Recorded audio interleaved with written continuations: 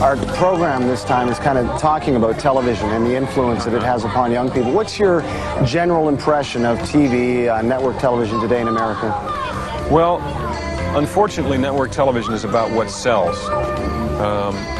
I'm hoping that the 90s will bring along programming or at least a train of thought that says that it's not sex and violence that sells on television. I would like to see a lot of morality. I'd like to see some morality on television.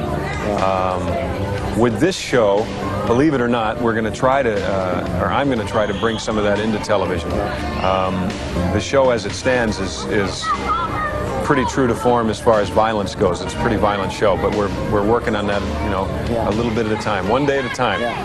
So television, generally speaking, over the last 10 years has been very exploitive, I think. But like I say, there's a group of people in Hollywood right now that are trying to do something about that. So if you folks would pray about that, I mean, really pray about it, and say, you know, don't just turn it off. Say, you know, pray about it and say, let's get some good, solid, moral programming on television. I had a fight on this show about putting a Bible in the window of my character's van. Really? It's still there, but I had they treated a Bible in the window like a bad word. But that little battle was won. So there are little battles everywhere. You just got to look for them and get ready to fight them. These kids over here on the other side, they look at folks on television. They want to know what kind of lives they lead. It's awful to have kids looking up to people who are overridden with trouble, you know, overridden with either substance abuse or anything. Your show is very different. It's unlike any show I've ever seen, and that's what makes it so enjoyable for me. And I believe that that's what's going to make it so popular for everybody else.